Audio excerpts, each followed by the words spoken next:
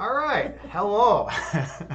And welcome to our channel. This is Evolve Yourself TV, and I am Agni James. And I'm Danielle Johnson. Yes, Dr. Danielle Johnson. She doesn't like It's me. fine. She doesn't like me saying that she's a doctor, but if you earn your PhD, I think you deserve the right to be called a doctor. Nobody cares here. It's just nice to throw in there. I think it's nice. But anyways, today, JT Farms is here. Hi, JT Farms. Hey, how's it going, JT Farms? What's going on the farm today, JT? Was that funny? I don't know. I was supposed to be. I was trying to be funny. I don't know. I don't know if it worked out at all. Weak, babe, weak. It was weak. It was weak. Yeah, not much. All right. I'll promise. I'll try to do better. All right. I'll do my best. So today we have an interesting idea.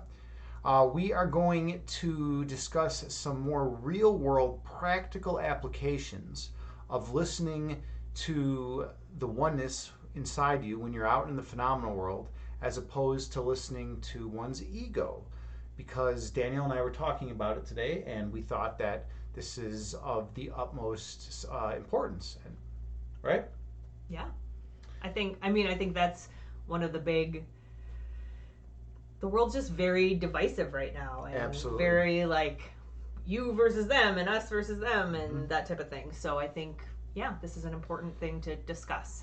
Yeah, so we're gonna go over that, and then we're gonna do a meditation, and then we are going to be done, and then we're gonna actually go to games night because we like tabletop games. If anyone here is interested in tabletop games and you live in the Chicagoland area, maybe we can find a spot for you at our games night that we have every Thursday night.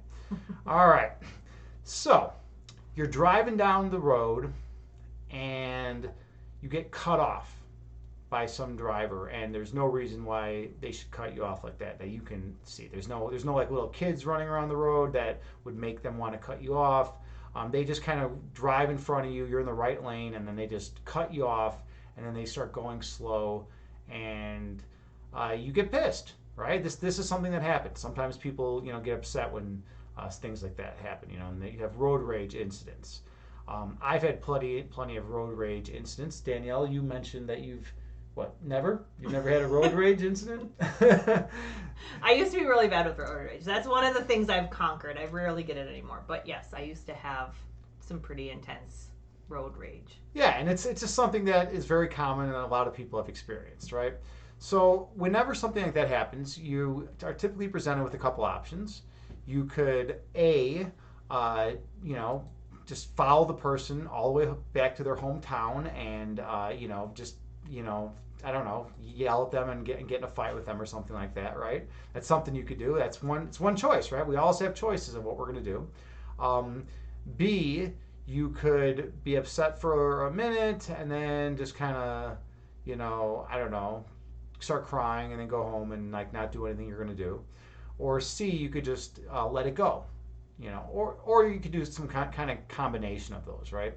What do you typically do these days? You typically let it go right away, or does it still elicit some kind of intense emotional response and then you let it go, or how does that work? Well, I think it's more about if I'm already in an intense emotional response state. Like by itself, it usually does not raise my level anymore because I'm usually not in that much of a hurry ever anymore. So with road rage, for me, a lot of times I would just be leaving at the last minute, and then if you have one little thing that gets in your way, that's kind of frustrating. You know what I mean? Yeah. All right. But if I'm already in kind of an intense state, then I do have times still where it kind of bubbles up. And one thing I know, though, it's not as deep of an anger. Like I used to be just angry, and again, I think it was just about myself being angry in general more than actually being mad at somebody who didn't use their blinker or whatever. You know what I mean? So I hear that. One time from personal experience, one time I was driving and I was in the right lane, and the road was turning into one lane. So, I had to merge over to the left, and the guy didn't like that I merged in front of him as opposed to behind him. and then he sped up in the lane of oncoming traffic and sped around me, and then he slammed on his brakes, and I almost hit him, and then we were driving, and then the road split up into two lanes again, and we got in this big like confrontation where then I sped up around him, and then he sped up around me, and then yeah, it got bad. We got to a red light, and he got out of his car, and he actually came up to me and kicked my car. But it just so happened that there was a cop sitting right there. Can you imagine that? Just you're sitting in your car and like some dude just gets out and just like literally like kicks your car. And so that there happened to be a cop right there who witnessed the entire thing, who came up to me, and we all discussed it. And the guy had the dude apologize to me, and he asked me if I wanted to press charges, and I was like, no, I don't want to go into the police station and waste everyone's time. I mean, there was no damage to my car. There was just a dusty footprint left on the side of my car. So, but yeah, it's kind of ridiculous that we can lose our cool like that. So, when we are presented with these options, when we're presented, let's see, JT Farms just saying, Mark has major anger issues on the road. It's intense. I don't drive, but I have anxiety in the car. Getting better though. Yeah, a lot of people have major anger issues on the road. I don't know what it is. What is it about driving that makes people lose their shit? There's something about driving that makes people get really, really intense sometimes like that. You have anxiety in the car. Danielle sometimes has anxiety in the car when I'm driving. Because he drives like a crazy person. Okay, he's from Chicago, and I'm from Podunk, Michigan, where everybody, like, when we went to Michigan a couple weeks ago, I'm like, okay, you have to remember, you can't drive like you're in Chicago here. You have to just drive like a kind, warm human being, and like let people in when they want to come in. Yeah, because Chicago style, if any of you are from Chicago or any big cities, you drive like your life depends on it. You're cutting, you're weaving in and out of traffic. You're trying to get, if someone gives you an inch, you're going to take it. You're going to do whatever you can. But yeah, in the UP, people are kind and they move slower, and they're they'll wave people on and let people in and stuff like that. But and it was even a big culture shock when I got here, because it's almost like you have to drive that way when you're driving in Chicago. Yeah, like it's dangerous to drive nice in Chicago. If you drive, you have to be aggressive. Yeah. Yeah, if you drive nice in Chicago, you literally fuck up the flow of traffic. Yeah. That's how it is. Well, and yeah, it's dangerous because people are weaving in and out, and you're causing traffic jams, and it's crazy. Yeah, so... Oh, yeah, so that's why I have anxiety with him in the car, because he's like... Last week, he just, like, zoomed past this big semi-truck and cut right in front, and we have a pact where I'm not allowed to talk about his driving when we're in the car. Yeah, because she's like the worst backseat driver ever. Okay, go here. No, slow down. No, make a left here. No, do this, do that, and it's like it messes up my flow, because I am probably the best driver on the planet. I am such an amazing driver, and anyone who knows me can vouch for that. Like, right, and we're talking about getting rid of the ego right now, right? Yeah. So this is the perfect lead-in. This is the perfect lead-in to getting rid of the ego, right? Talking about how great of a driver I am. So, but see, being next to semis close, you close your eyes. Exactly. I was like, please don't do this. Holding on to the bar. Please don't do this. Please don't do this. Like, I had a full-blown panic attack. I gave her a warning, though. I gave Danielle a warning. I said, look, I'm going to have to pass a semi here. Please don't do this. But, it was literally a route that I've taken, 1,000 times before, because it's a route that I used to take to work every day. I know the route. I knew there were two lanes there. Danielle thought that it was going to merge into one lane or something like that. No, I did not. I know exactly what was going to happen. You had to cut over on part of the thing to get over. No, it was fine. It was perfectly safe, right? There was no issues. She overreacted a little bit, and okay. Well, whatever. But maybe I overreacted. To each their own, right? we sound like you and Mark, huh? Yeah. You know what? That's how it is. There's a lot of couples that I've talked to that are actually that have driving issues, where one person is really like intense and like very efficient and wants to always, get somewhere as quickly as possible, and the other person's much more chilled and calm and wants to just kind of let people in and whatever.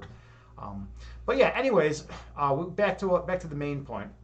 So when we do encounter other drivers that are irate and or that cut us off and stuff like that, we have options, right? We can just choose to let it go, and we can choose to just focus on our breathing and just be at peace. Now, that makes a lot more sense in the long run to do so, because your dad actually had something to say about Yeah, that, my right? dad's pretty wise. So my dad used to have pretty bad road rage.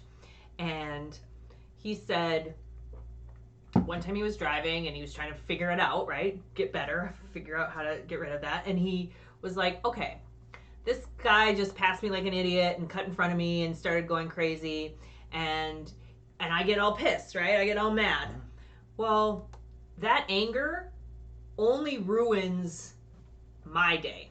That's true. Like, Yeah. the guy who passes you and cuts you off or whatever, they don't care. They're not, like, impacted if you get mad. You're not teaching them any lessons or changing their behavior in any way. So all getting mad does in that type of situation is affect you. Absolutely.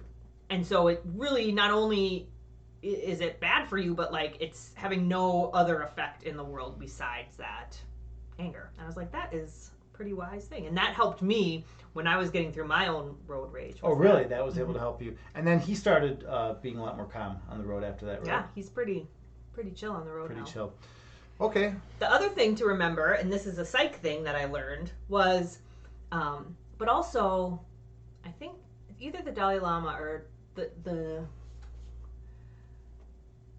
Desmond Tutu, they have a book together. One of them talked about this. And so basically, in psychology, what we know is we all have cognitive biases, right? And what we find is that we're usually biased to let ourselves off the hook and not let other people off the hook.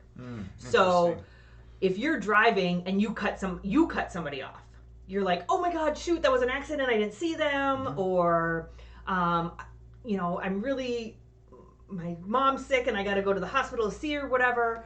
And so we oftentimes will make an excuse for ourselves that's pretty kind. Yeah.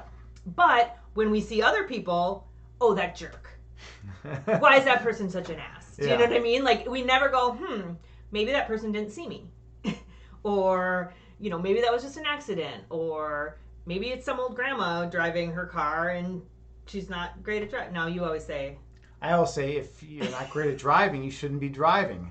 I mean, I don't, if you're 80 years old, I'm sorry, but if you're going like, 20 miles an hour under the speed limit, that's a problem. That's a serious problem, and you shouldn't be driving, because it's also dangerous. You got a car that's going, 10 or 15 over, and then you're going like 20 under. I mean, that's a recipe for disaster. All right, but okay, let's just try to stick to the main issue, because we keep going off on these tangents. no, a fundamental attribution error was like a good All point. right, fair enough. Okay, so the main thing though is that not just with driving, but with every single interaction that you have with another human being, that you have a choice of how you're going to interact with that person. So you can choose to interact with them via your ego, which will not end well, because if you're listening to your ego, if that is the voice that you're going to listen to, then you're going to try to do stuff like A, prove that you're right and that they're wrong, or B, show your superiority to them in some way, shape, or form, or C, I can't think of a C right now. But anyways, there's going to be, basically you're going to be, it's not going to end well, right? There could be a fist fight. There could be some other kind of altercation. People could be you could get a screaming match. You get that a lot. Or look at Facebook and politics and people talking about Black Lives Matter or Democrats versus or Republicans or whatever, and how those devolve into ego-driven nonsense. Absolutely, yeah. It just turns into ego. People are looking to choose sides. They want to. So whenever you encounter another human being, the trick is to not listen to the ego. The trick is to recognize that they're a human being just like you, and that there is a place inside you, in your heart, that is pure light and love, and that they also have that place inside them that is pure light and pure love. And on a more, and from the context of eternity, from the larger scale, it's important to note that that is actually all you are. You know, you are pure love. That is your essence. That is your foundational essence. Everything else is just kind of like the frame. The picture of what you are is pure love shining everywhere into eternity, for eternity. That's who you are. And when you meet another human being, if you recognize that they are also that pure love, then you are one with that human being. Now, if you encounter someone who you view as similar to yourself, as identical to yourself, then how can there be a confrontation, right? Because you're viewing that person as you'd view yourself. And since you're identifying with love, since you're identifying with perfect love and kindness and peace, then they're also going to be identifying or then that's also what you're going to see in them. And that's what I talk about in my meditations when I say go in and explore that source of creation, go down to the essence within yourself, which is love, and view others through that lens, because that's the best way to encounter people. That's a holy encounter, because you're connecting with them on the most foundational level, and you're bypassing all the ego. Let's see, JT Farms. Yeah, you're right. The ego is a loud ass bitch, but in the last few years, you've been able to rein her in some. That's amazing. Feel more zen. Good for you. You've done a lot of good work in the last few years, actually. Like, with your poetry and everything, I've seen like an evolution, which is awesome, because that's what we want to do. We want to try to improve ourselves as we grow and develop and as we get older. And we have to try to let go of a lot of the ego, because the ego keeps us imprisoned. It keeps us chained here to the dualistic framework around us. We want to be free. We want to see things through a monistic lens, through a lens of oneness. We don't want to be constrained by the ego. So that's good. I'm glad that you've been feeling more zen these days. That's awesome. But yeah, so next time you are out in the wilderness, which we can call the phenomenal world, when you're out there and someone cuts you off in traffic or does something else to get under your skin, just kind of try to let it go, and focus on your breathing. Use the techniques that I've been teaching in these meditations to just kind of be mindful and present and just relax yourself. And realize it's not a big deal. Whatever happens, and you're going to view them. You're going to view the light within them. You're not going to view the ego with them. You're going to view the place in them where you are one with them. In fact, that's my favorite definition of namaste. Namaste is something that you'll hear a lot, especially in yoga classes at the end of a yoga session, and you'll hear people say that to other people a lot. And my favorite definition of namaste is, I honor the place in you where we are both one. And that's pretty powerful. When I first heard that, it kind of blew my mind, because that's really what it's all about. Recognizing the oneness in everyone around you. And if you can recognize, but that all starts by first recognizing the oneness in yourself. If you recognize that you're not a split ego, that you're not a split dualistic mind, that you are one, and then you can see that oneness in other people, and it's like a light that glows and that emanates from around their chest cavity, around their heart, and you can see people are just kind of glowing more, and you can identify with that. And yeah, it's so beautiful, JT Farms. It really is. So yes, JT Farms, I honor the place in you where we are both one. And I honor the place in everyone where we're all one. So I think that's a pretty good place to end before the meditation. Would you say? Well. Or do you have something else, Deb? I just wanted to say, so the way that you talked about it there, that's very abstract. Mm-hmm. One, I just want to give a tip that I found kind of and doesn't really work for people cutting you off. I think that breathe and see the oneness thing works more there. But I'm thinking specifically about, so I've been talking with somebody on Facebook, and we have very differing political opinions, right? And this isn't somebody that I want to just get in a fight with. This is somebody who I want to build a relationship with. And so one thing that I found when trying to get rid of that ego that really helps is trying to understand the person. Absolutely. And so if I'm now asking questions, instead of saying, well, here's what I think and here's what I feel and instead if I'm asking questions, and it doesn't have to necessarily be, it can be asking questions that kind of challenges the person a little, but just trying to understand their point of view versus shove your point of view down their throat. Definitely. And I think I've always found that when I actually sit down and talk to a person, just without ego, just kind of soul to soul, everybody's amazing. Like, there's nobody that I want to fight with. There's nobody that is stupid. You know what I mean? When you can just talk soul to soul, it's just awesome. Because you're connecting with the place of truth in them, and then you get the background story. You get that understanding, right? You get that understanding, and that's what's important. Because you never know what someone's been through, right? You never know their past. You never know what traumatic experiences they've had. But if you give them the benefit of the doubt and treat them with as much love as you treat yourself, then you're gonna have a holy encounter with them, and you're gonna do the right thing. All right. Anything else? All right. Well, we are here to meditate, so let's meditate. So I have 2 meditation questions for you. Meditation guru. What's up? Okay, so and this might be things that other people are thinking too, I'm not sure, or it might just be me.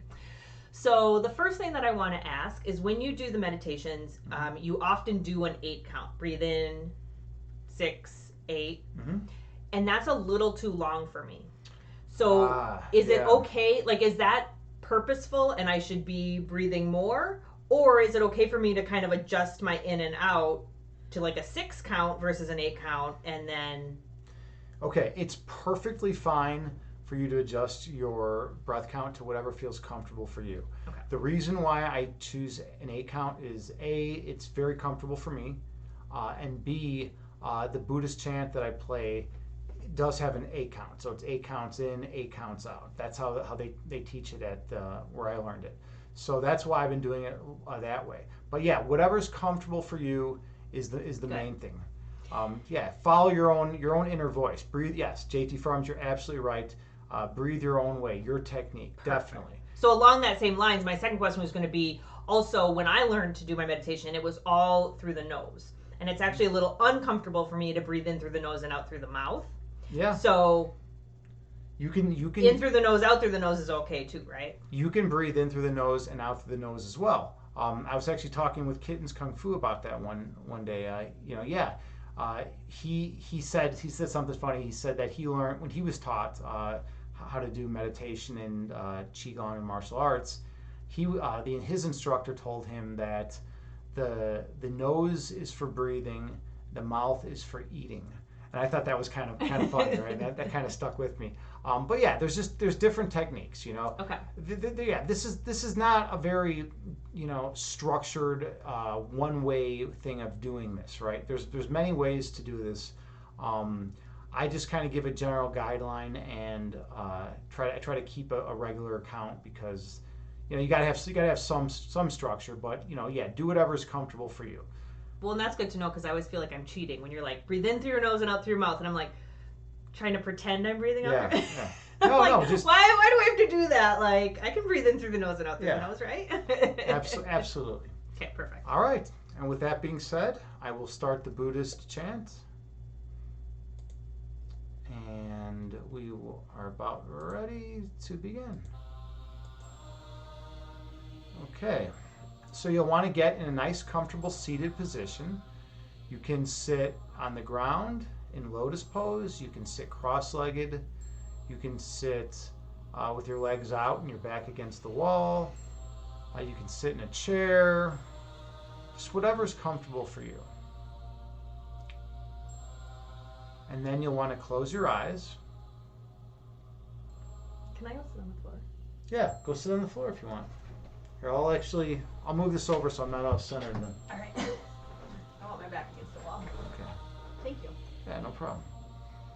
Move this chair over a little bit more. Okay. You like to be the only one on camera anyway, so it's just perfect for you. Come on, chair, get over there. Okay, I'm a little OCD about that stuff sometimes. Okay, so yeah, so you want to be in a nice, comfortable seated position and close your eyes and take a slow, deep inhale through your nose, gently raising your belly, and a slow, deep exhale through your mouth, gently lowering your belly. And a slow, deep inhale through your nose, gently raising your abdomen. And a slow, deep exhale through your mouth, gently lowering your abdomen. Stay true to your breath count throughout the remainder of this meditation.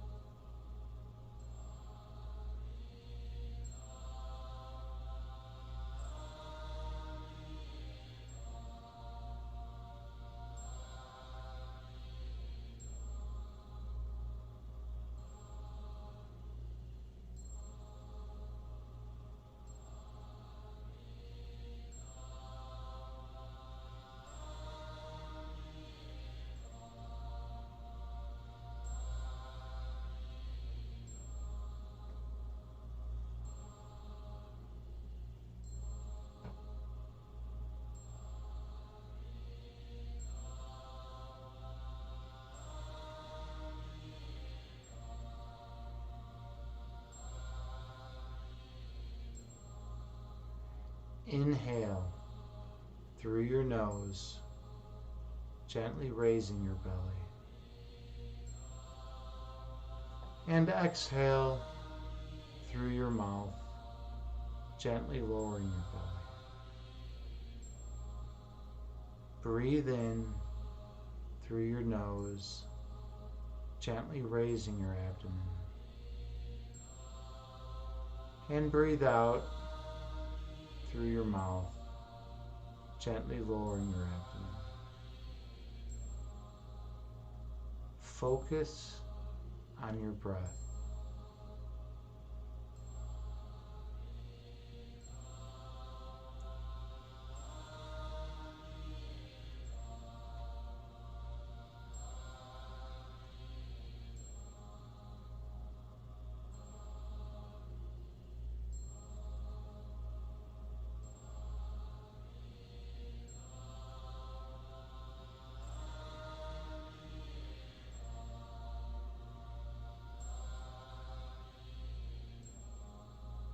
When distracting thoughts enter your mind, gently release them and return to the healing power of your breath.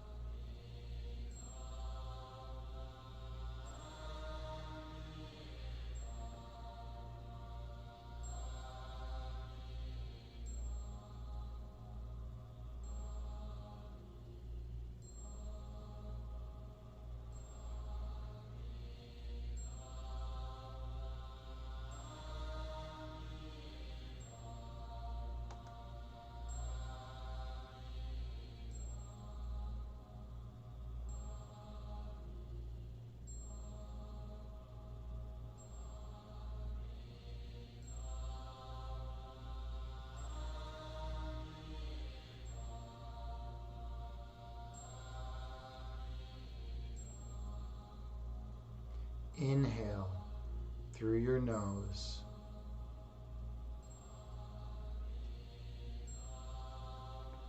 And exhale through your mouth.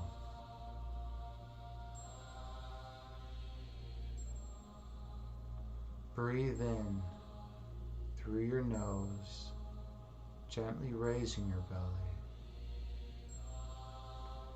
And breathe out through your mouth, gently lowering your belly.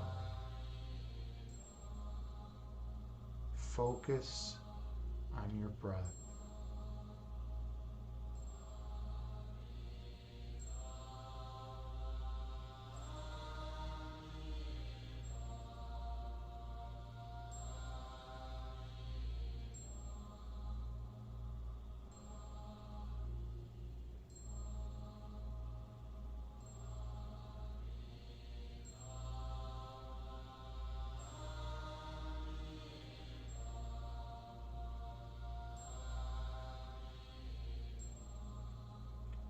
When you sit upright with good posture, you'll be able to take in more oxygen on your inhales, and you'll be able to exhale more carbon dioxide.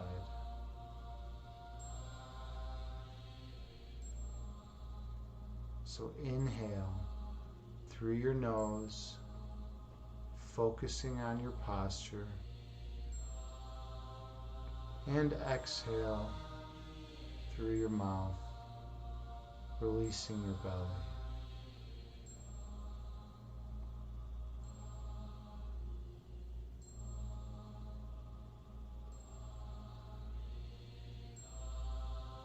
Stay true to the regular breath count that works best for you. Inhale through your nose.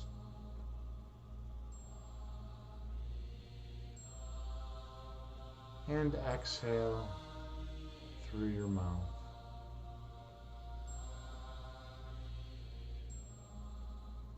Breathe in through your nose.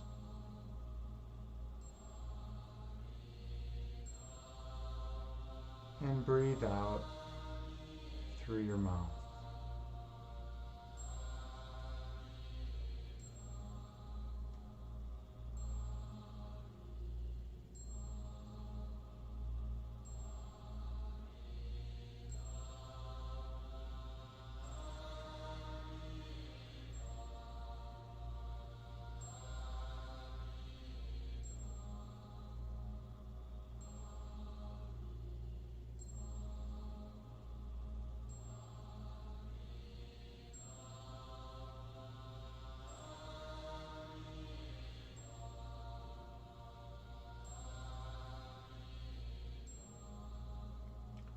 As you breathe in through your nose, visualize golden light flowing into your body, healing and nourishing every cell in your being.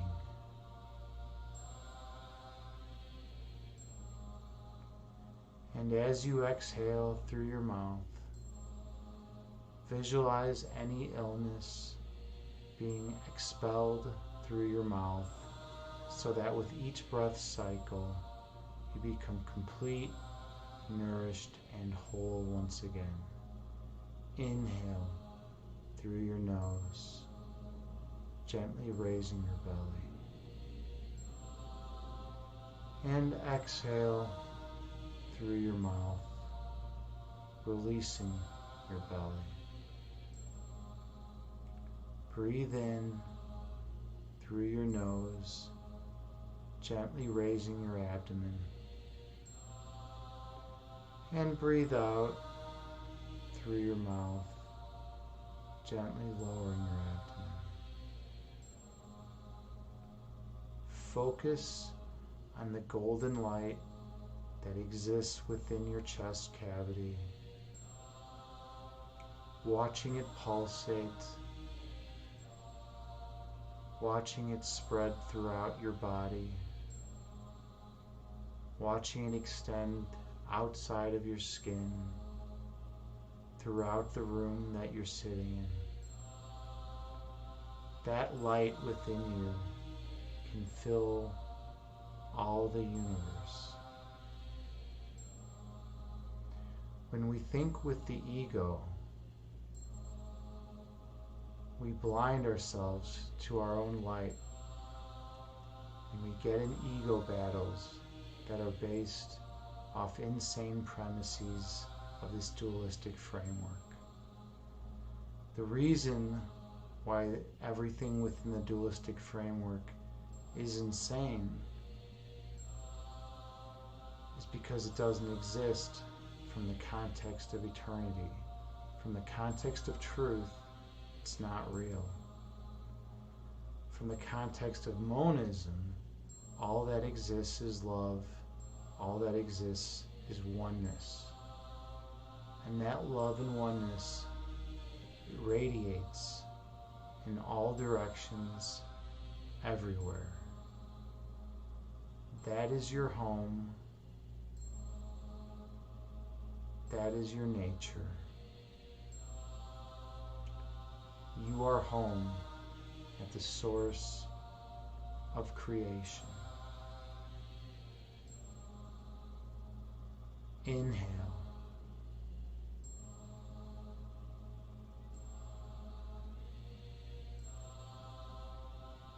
Exhale.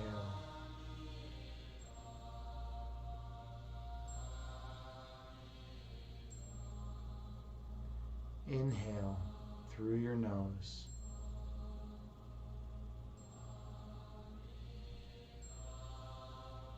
And exhale through your mouth.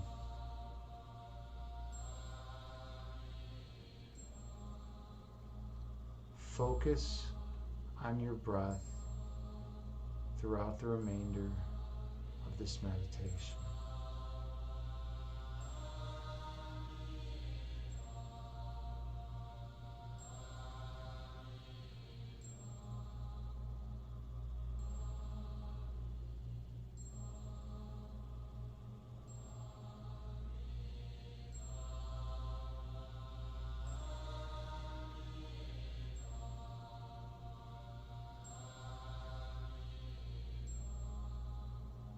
When you recognize that your essence is love, and that is all that exists, fear dissipates, and you are back at home. When you see the light and love in others in the world, it shines brilliantly throughout the sky.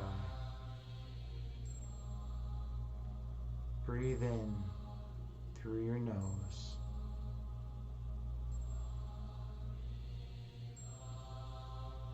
Breathe out through your mouth. Your essence is love. Inhale through your nose.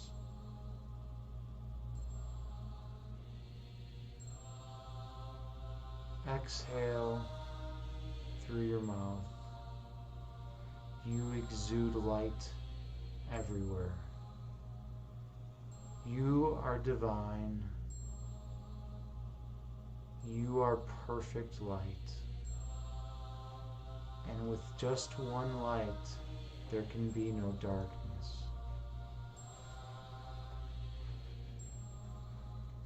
So when you inhale, focus on the light inside and let it grow and increase and spread outward to infinity.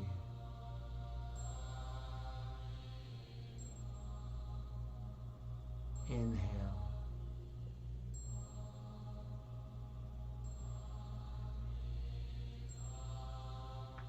And exhale.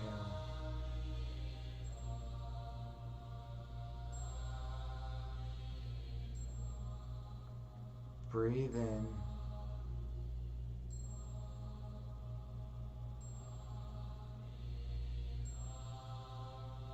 And breathe out. Your essence is love.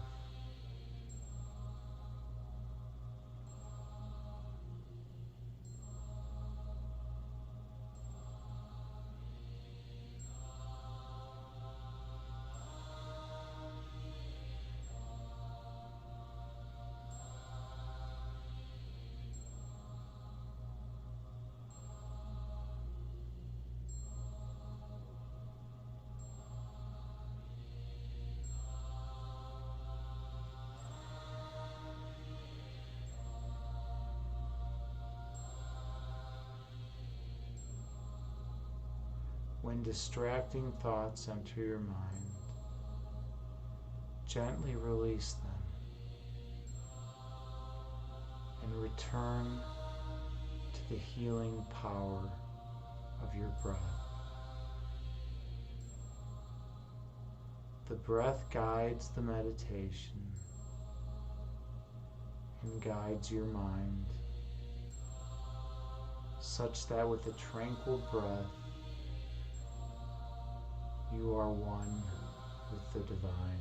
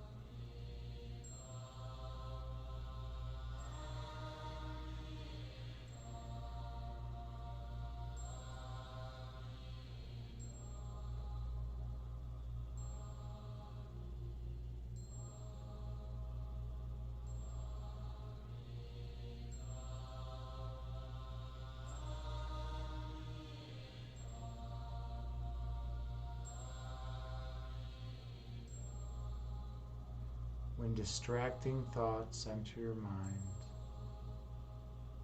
let go of them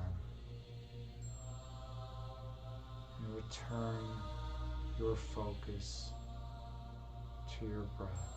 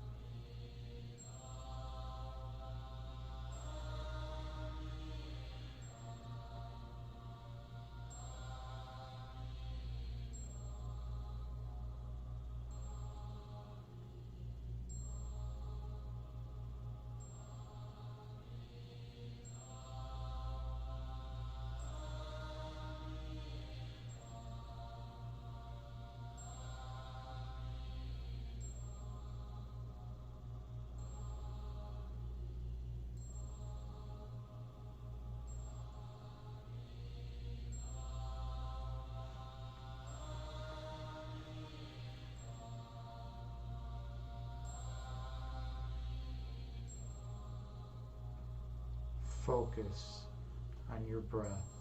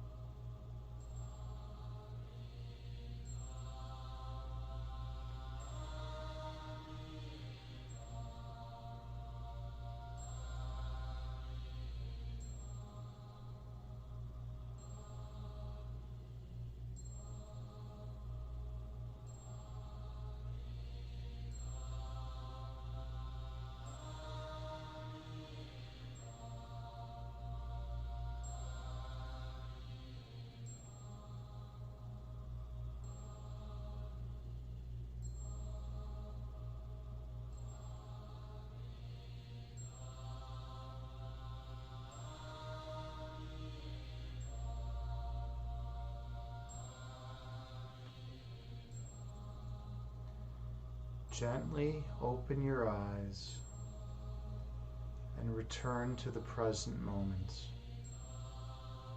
bringing with you the peace from this meditation throughout the remainder of the day. Namaste.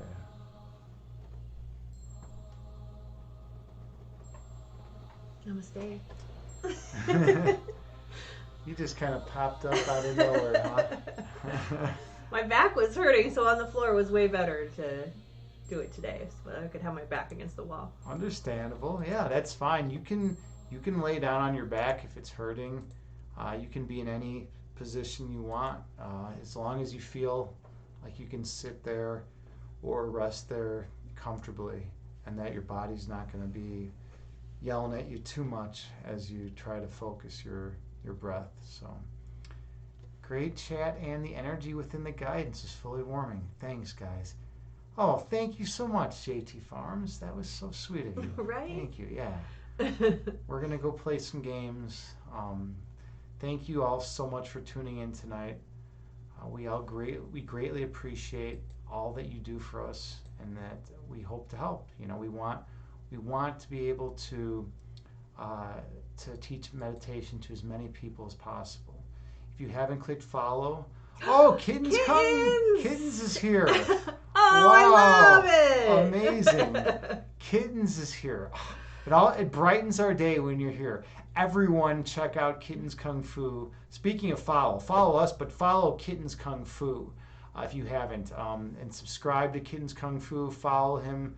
Subscribe to us. Kittens Kung Fu is an amazing martial arts instructor. He knows his Qigong so well, and he just knows energy work. And he's, like I've said this a million times, but I'm going to keep saying it. He's genuine, he's truthful, and he's minimalistic. I have so much respect for what he does and his work and his practice. So definitely check out Kittens Kung Fu stream. Definitely, yeah. And he has a cool YouTube channel. I'm on his YouTube channel. Yeah. You get to see Mia's cat is on there a lot. Yeah, Mia's a great cat. He's got such a beautiful cat. So check out his cat too when you get a chance. And dude, Kittens, you should have a stream with just your cat one day, and you could be like just like in the background, and your cat Mia could be running the stream. You just follow her around for the whole stream. That'd be amazing. That would be awesome. But thank you again, all of you. That can be right? arranged. Yeah, I'm sure you could put one of those cams, those little cat cams. Oh yeah, that'd be awesome. Make a little hat with. Yeah. And you could just see the stream through the eyes of Mia. That would be pretty awesome. Actually, that'd be pretty badass. But yeah, all right. So everyone, thank you again so much, and let's see who we're going to raid. Let's see, who do we got? Can I raid Kittens, clearly? No, Kittens, we would have rated you, but you're not streaming right now. Mel's Camp is streaming. Yeah. She's really cool. I like Mel's Camp. So let's give her a raid. Nerd Night, the woods, the water, and the music. All right, that sounds good. That sounds like something that would be fun to check out. So let's give her a raid, and see you guys next week. Yeah, have a wonderful rest of the day or night or wherever you are in the world, and we will see you all around. Namaste, everyone. Peace.